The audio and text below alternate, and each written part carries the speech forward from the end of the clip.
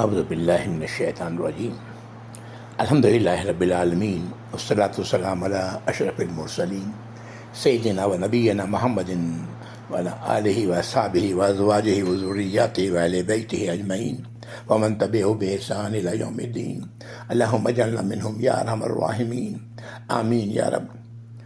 اعوذ باللہ من الشیطان الرجیم رب اشرح لی صدری ویسر لی امری واحلل عقدۃ من لسانی یفقہوا قولی اللہم اجعل ھذا لوجہک الکریم لا ریاء فیہ ولا سمعہ یا رب۔ ربنا تقبل منا انک انت السمیع العلیم وتب علینا انک انت التواب الرحیم آمین یا رب۔ السلام علیکم ورحمۃ اللہ وبرکاتہ۔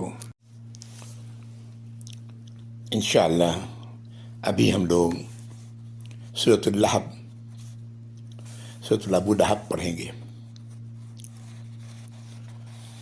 5 آیات کی یہ صورت ابو لہب اور اس کی بیوی ام جمیل کے متعلق مکہ میں نازل ہوئی۔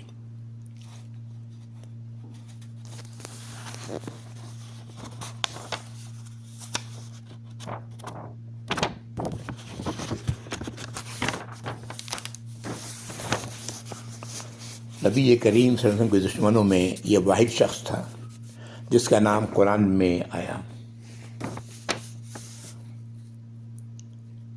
ابو لہب اس کی کنیت تھی، اور یہ اس لیے کہ اس کی رنگت سرخ و سفید تھی۔ لہب کے معنی شعلے کے ہیں۔ اس کا اصل نام عبد العزیٰ بن عبد المطلب بن ہاشم تھا۔ نبی کریم صلی اللہ علیہ وآلہ وسلم کا سگا چچا تھا۔ اس کی بیوی کا نام عروہ بنت امیہ ابو سفیان رضی اللہ تعالیٰ عنہ کی بہن اور معاویہ رضی اللہ تعالیٰ عنہ کی پھوپھی تھی۔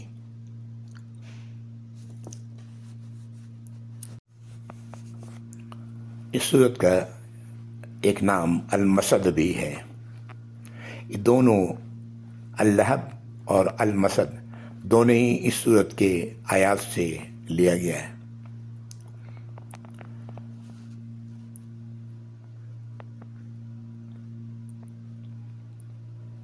آپ صلی اللہ علیہ وسلم کی دشمنی میں یہ شخص بہت آگے تھا۔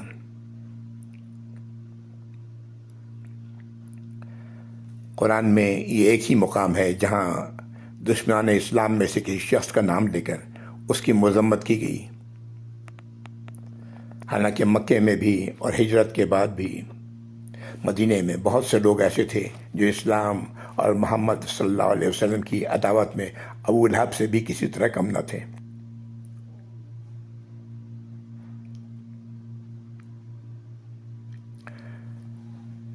یہ کیوں اللہ نے ان دشمنوں میں سے ابو لہب کو منتخب کیا؟ یہ اس وقت کے معاشرے کو دیکھا جائے، عرب کے معاشرے کو، تو کسی شخص کے لیے اس کے اپنے خاندان اور خونی رشتہ داروں کی حمایت کے سوا جان و مال اور عزت و آبرو کے تحفظ کی کوئی ضمانت نہ تھی۔ اسی لیے عربی معاشرے میں اخلاقی قدروں میں صلہ رحمی یعنی رشتہ داروں کے ساتھ حسن سلوک کو بڑی اہمیت حاصل تھی، اور قطع رحمی کو بہت بڑا گناہ سمجھا جاتا تھا۔ عرب کی انہی روایات کا یہ اثر تھا کہ رسول اللہ صلی اللہ علیہ وآلہ وسلم جب اسلام کی دعوت لے کر اٹھے تو قریش کے دوسرے خاندانوں نے اور ان کے سرداروں نے تو حضور صلی اللہ علیہ وسلم کی شدید مخالفت کی، مگر بنی ہاشم اور بنی المطلب ان کی یہ اولاد تھے، آپ کے والد بھی بنی مطلب کے ہی اولاد تھے، اور یہ سگا چچا تھا ابو لہب۔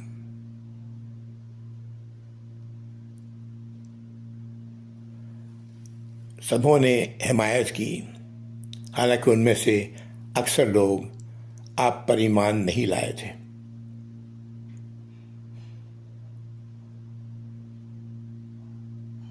لیکن یہ شخص ان تمام روایات کو چھوڑ کر آپ کی دشمنی پر اس طرح تلا ہوا تھا کہ واقعی حیرت ہوتی ہے کہ کیا کوئی شخص کوئی اپنے سگے بھتیجے کے ساتھ اس طرح کا رویہ کر سکتا ہے۔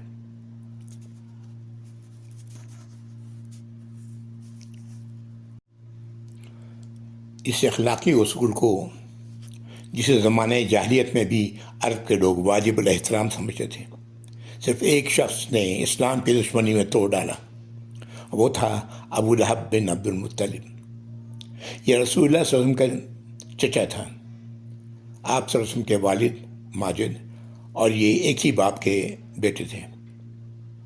عرب میں چچا کو باپ کی جگہ سمجھا جاتا تھا، خصوصاً جب کہ بھتیجے کا باپ وفات پا چکا ہو۔ عربی معاشرے میں چچا سے یہ توقع کی جاتی تھی کہ وہ بھتیجے کو اپنی اولاد کی طرح عزیز رکھے گا، لیکن اس شخص نے اسلام کی دشمنی اور کفر کی محبت میں ان تمام عربی روایات کو پامال کر دیا۔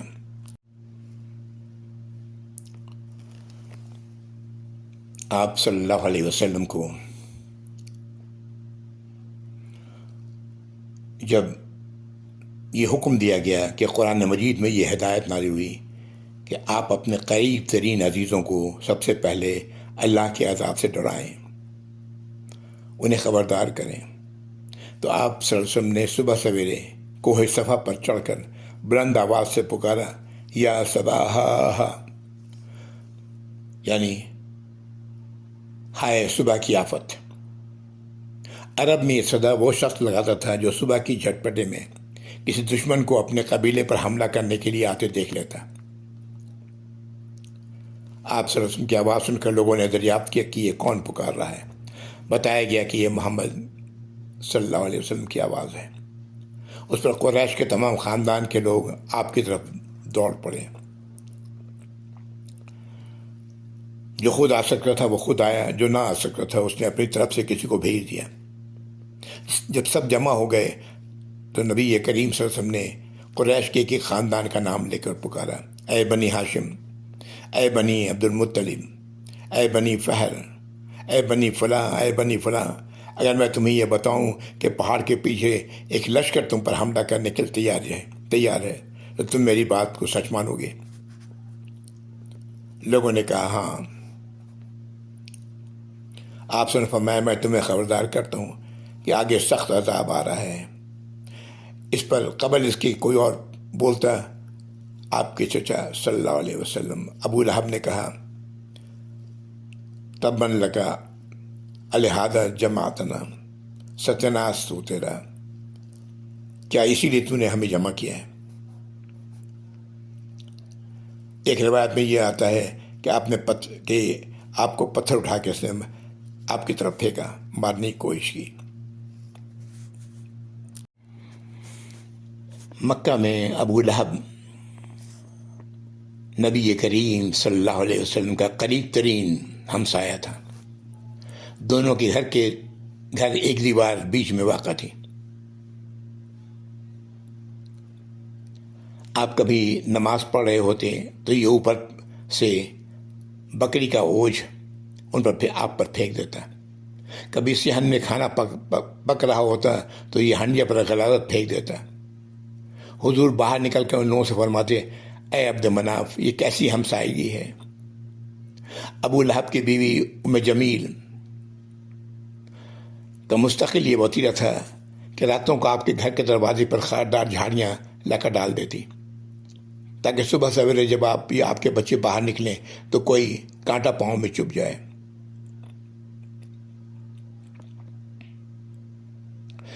نبوت سے پہلے نبی کریم صلی اللہ علیہ وسلم کی 2 صاحبزادیاں ابو لہب کے 2 بیٹوں عتبہ اور عتیبہ سے بیاہی ہوئی تھیں۔ نبوت کے بعد جب آپ صلی اللہ علیہ وسلم نے اسلام کی دعوت دینی شروع کی تو اس شخص نے اپنے دونوں بیٹوں سے کہا کہ میرے لیے تم سے ملنا حرام ہے، اگر تم محمد کی بیٹیوں کو طلاق نہ دوں صلی اللہ علیہ وسلم. چنانچہ دونوں نے طلاق دے دیا.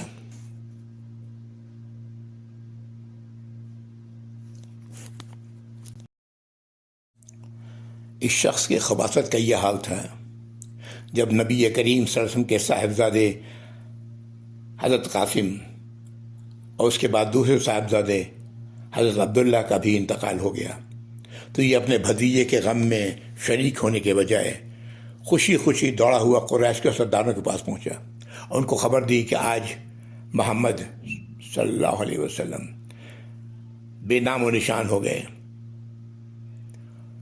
اس کی اس حرکت کا ذکر ہم لوگ سورہ کوثر میں پڑھ چکے ہیں تفسیر کے. رسول اللہ صلی اللہ علیہ وسلم جہاں جہاں بھی اسلام کی دعوت دینے کے لیے تشریف لے جاتے، یہ شخص آپ صلی اللہ علیہ وسلم کے پیچھے پیچھے جاتا اور لوگوں کو نبی کریم صلی اللہ علیہ وسلم کی بات سننے سے روکتا. جب بھی کوئی بازار لگتا تو آپ صلی اللہ علیہ وسلم وہاں جاتے اور لوگوں کو کہتے کہ اللہ کے سوا کوئی معبود نہیں، ایمان لاؤ فلاح پاؤ گے. آپ کے پیچھے پیچھے ایک شخص کہتا جا رہا ہوتا ہے کہ یہ جھوٹا ہے، یہ دین آبائی سے پھر گیا ہے.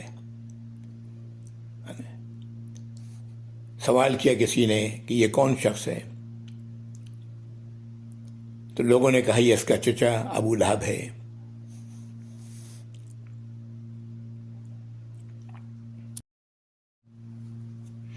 ایک اور روایت ملتی ہے کہ ذوالمجاز کے بازار میں رابی نے دیکھا کہ رسول اللہ صلی اللہ علیہ وسلم لوگوں سے کہتے جاتے ہیں کہ لوگوں لا الہ الا اللہ کہو فلاح پاؤ گے، اور پیچھے ایک شخص ہے جو آپ کو پتھر مار رہا ہے صلی اللہ علیہ وسلم، یہاں تک کہ آپ کی ایڑیاں خون سے تر ہو گئیں.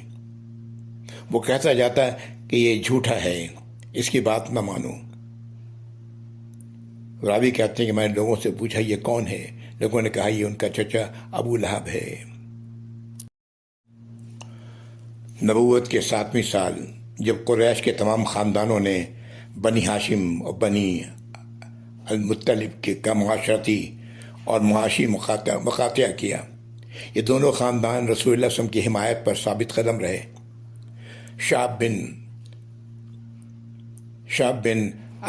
شعب ابی طالب میں محصور ہو گئے، تو تنہا ہی ابو لہب تھا جس نے اپنے خاندان کا سارا ساتھ دینے کے بجائے کفار قریش کا ساتھ دیا. یہ مقاطعہ 3 سال تک جاری رہا. اس دوران بنی ہاشم اور بنی المطلب پر فاقوں کی نوبت آ گئی. مگر ابو لہب کا حال یہ تھا کہ جب مکہ میں کوئی تجارتی قافلہ آتا ہے اور شعب ابی طالب میں کہ محصور ان میں سے کوئی خوراک کا سامان خریدنے کے لیے اس کے پاس جاتا ہے، تو تاجروں سے یہ پکار کر کہتا ہے کہ ان سے قیمت بہت زیادہ مانگو تاکہ یہ خرید نہ سکیں، تمہیں جو خسارہ بھی ہوگا اسے میں پورا کروں گا. اور اس طرح وہ لوگ تاجر بے تحاشا قیمت طلب کرتے، خریدار بیچارہ اپنے بھوک سے تڑپتے ہوئے اپنے بال بچوں کے ساتھ خالی ہاتھ پلٹ جاتا.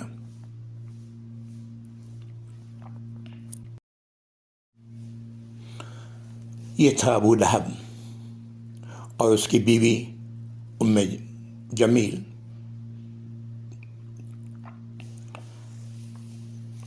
در حقیقت یہ صورت اس بات کا اعلان کر رہی تھی کہ یہ دونوں کفر کی حالت میں ہی مریں گے. ابو لہب کی موت تو ایسی بری ہوئی کہ اس کے آخری دنوں میں اس کی اولاد نے بھی اس کے پاس جانا چھوڑ دیا. جب اس کی لاش سے بدبو پھیلنے لگی تو لوگوں نے گڑھا کھود کر ہاتھ لگائے بغیر اسے ڈالا اور مٹی پتھر سے گڑھے کو برابر کر دیا.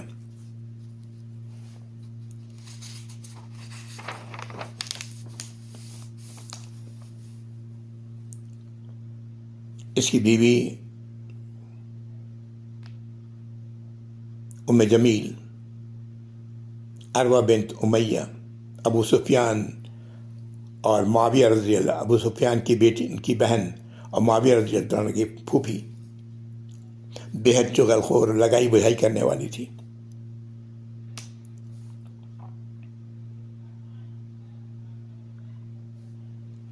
اور اس کا بھی انجام آخرت میں جو ہوگا وہ اللہ نے اس صورت میں بیان کر دیا ہے. دنیا میں تو ان لوگوں کا حال دیکھا لوگوں نے، اور جو کچھ اب ہے وہ آخرت میں بھی دیکھیں گے انشاءاللہ. اللہ کے رسول کے ساتھ دشمنی سورۃ الکوثر میں ہم لوگ پڑھ چکے ہیں کہ بے شک آپ کا دشمن ہی ابتر ہے. اعوذ باللہ من الشیطان الرجیم، بسم اللہ الرحمن الرحیم. تبت یدا ابی لہب، تبت یدا ابی لہب وتب، ٹوٹ گئے ابو لہب کے ہاتھ، وہ نامراد ہو گیا. یہ پہلی آیت ہے اس سورت کی.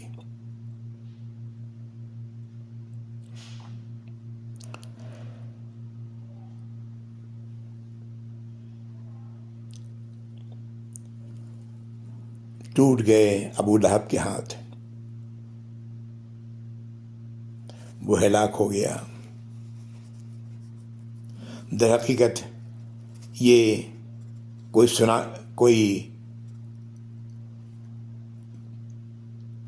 یہ پیشن گوئی تھی جس میں آئندہ پیش آنے والی بات کو ماضی کے صیغوں میں بیان کیا گیا ہے.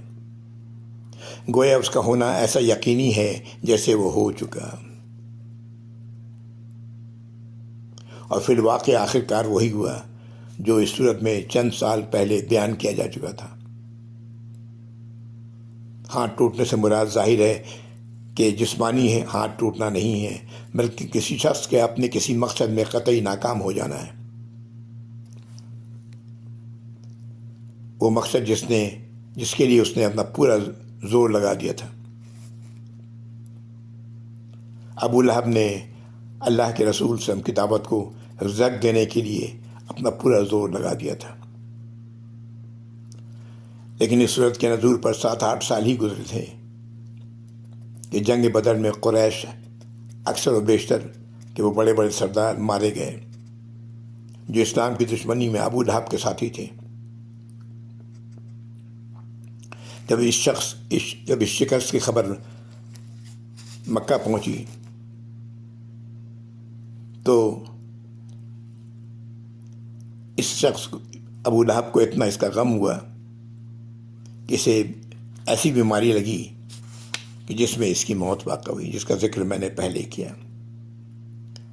اس کے اپنے بیٹوں نے بھی اس کے پاس جانا چھوڑ دیا چھوت کی وجہ سے. یہ شخص خود اتنا ہی انتہائی کنجوس تھا. اس نے غزوہ بدر میں خود جانے کے بجائے کسی اور کو جس پر اس کا قرض تھا اس کو بھیجا تھا. سورت کی دوسری آیت، ما اغنی عنہ مالہ وما کسب، اس کا مال جو کچھ اس نے کمایا وہ اس کے کسی کام نہ آیا.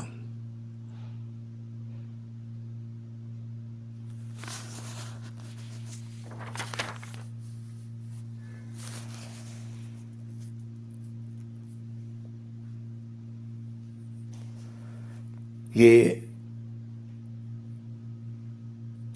اس کی کمائی ایک تو جو مال تھا وہ جو یہ کماتا سود وغیرہ کے ذریعے،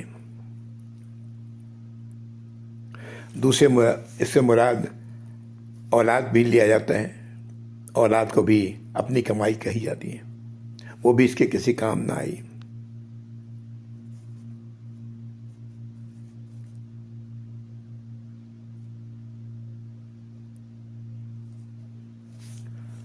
اور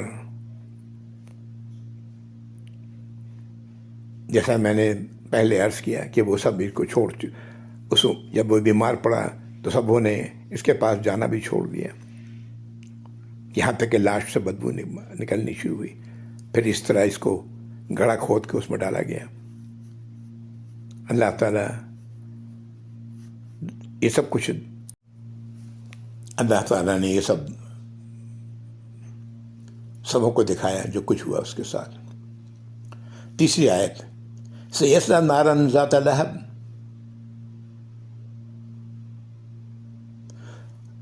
ضرور وہ شخص شعلہ زن آگ میں ڈالا جائے گا۔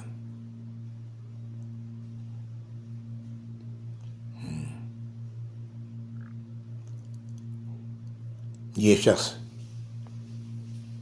جو ابو لہب کہلاتا تھا۔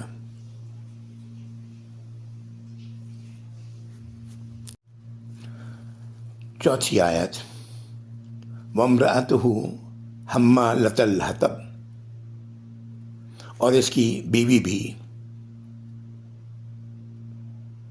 جو جلاون کی لکڑیاں اٹھائے پھرتی تھی۔ یہ محاورہ ہے لگائی بجھائی کرنے والی۔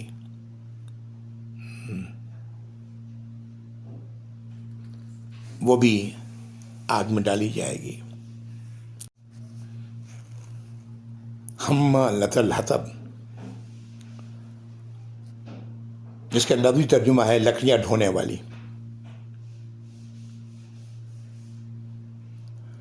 یہ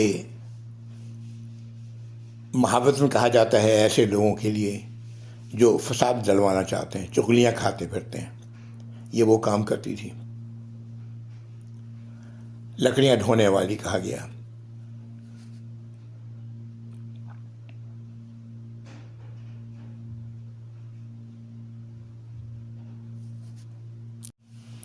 اس سورت کی آخری آیت، فی جیدہا حبل من مسد، اس کی گردن میں مونج کی رسی ہوگی۔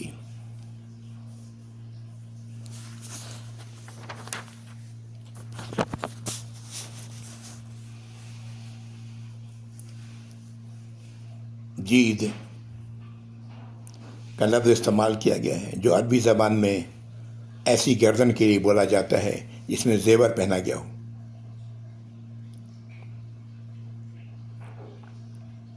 ایک قیمتی ہار گردن میں پہنتی تھی یہ عورت، اور کہا کرتی تھی کہ لات اور عزا کی قسم، میں اپنا یہ ہار بیچ کر اس کی قیمت محمد کی دعوات میں خرچ کر دوں گی۔ یہاں پر وہی لفظ جید آیا ہے۔ یہ وہ ہار جس سے اپنے گردن کو مزین کرتی اور جس پر وہ فخر کرتی تھی۔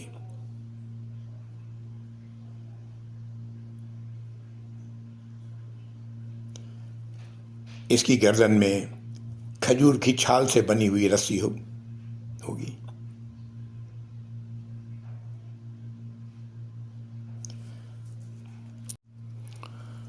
یہ صورت مکمل ہوتی ہے۔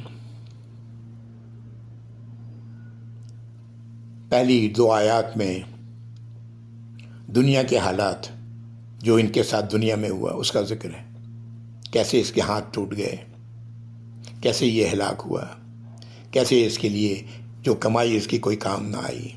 یہ پہلی دو آیات ہے۔ اور اس کے بعد آیت نمبر 3 اور 5 میں آخرت کا نظارہ ہے کہ یہ آگ میں ہوگا، اس کی بیوی بھی آگ میں ہوگی۔ آیت نمبر 4 میں اس کے گلے میں مونج کی رسی ہوگی۔ یہ آخرت کا نظارہ آخرت میں دکھائیں گے لوگ۔